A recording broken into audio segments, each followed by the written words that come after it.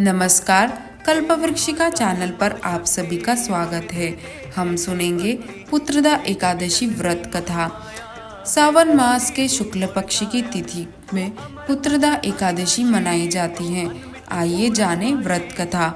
धर्मराज युधिष्ठिर बोले, हे भगवान, अब आप मुझे श्रावण मास के शुक्ल पक्ष की एकादशी कथा सुनाइए। श्री मधुसूदन बोले, हे राजन, द्वापर युग के प्रारंभ में महिष्मती नाम की नगरी में महिजित नामक एक राजा पुत्रहीन था। उसे अपना राज्य दुखदायी प्रतीत होता था, क्योंकि पुत्र बिना इस लोक परलोक दोनों में सुख नहीं है। राजा ने पुत्र प्राप्ति के लिए बहुत यत्न किए, परंतु वह निष्फल हो गए। जब वह राजा वृद्ध होने लगा तो उसकी चिंता भी बढ़ने लगी।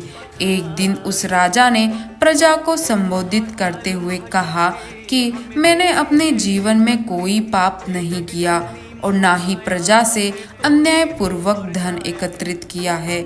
मैंने प्रजा को सदैव बेटे की तरह पाला है और अपराधियों को भी बेटे और बांधवों की तरह दंड दिए हैं। इस तरह धर्मयुग राज्य करने के पर भी इस समय महादुख पा रहा हूँ। इसका कारण क्या है? राजा की ऐसी दुख भरी बात सुनकर उसके मंत्री, ब्राह्मण तथा प्रजाजन धर्मज्ञात वयोवृद्ध महर्षि लोकेश के पास जाकर यथा योग्य प्रणाम कर उनके सम्मुख बैठ गए। इस पर लोकेश ऋषि मुनि बोले, ब्राह्मणों, आप लोगों की विनय तथा आपको सद्व्यवहार से मैं अत्यंत प्रसन्न हूँ। अब आप मुझे अपने आने का कारण बतलाइए। मैं आपके कार्य को अपनी शक्ति के अनुसार अवश्य ही करूँगा। लोकेश मुनि के ऐसे वचन सुनकर वे बोले, हे महर्षि, महिष्मती नाम की पुरी में महिजित नाम का एक धर्मात्मा राजा है। वह प्रजा का पुत्रवत धर्मानुसार पालन करता है, परंतु फिर भी पुत्रहीन है। इसकी वह अत्यंत दुखी रहता है। हम लोग उस राजा की प्रजा हैं, क्योंकि प्रजा का कर्तव्य है कि राजा के सुख में सुख माने और राजा के दुख में दुख माने। अंततः आप हमको राजा के संतान होने का उपाय बताइए।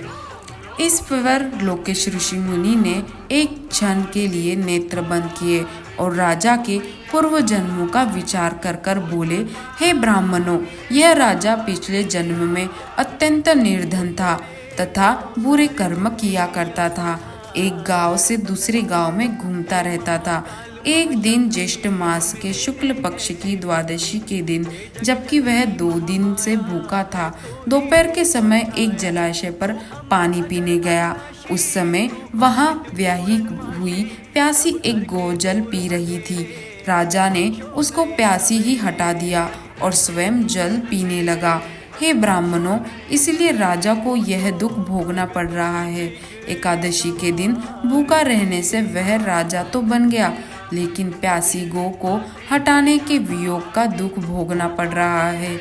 इस पर सब लोग बोले कि हे महर्षि, शास्त्रों में ऐसा लिखा है कि पुण्य करने से पाप नष्ट हो जाते हैं। इसीलिए कृपा करके आप राजा के पूर्व के पाप नष्ट करने का कोई उपाय बतलाइए। ऐसे वचनों को सुनकर लोकेश मुनि बोले, हे ब्राह्मणों, यदि श्रावण माह के शुक्ल पक्ष की पुत्रदा एकादशी को तुम सब लोग व्रत करके उसका फल राजा को प्रदान कर दो तो तुम्हें राजा को बेटा अवश्य पैदा होगा।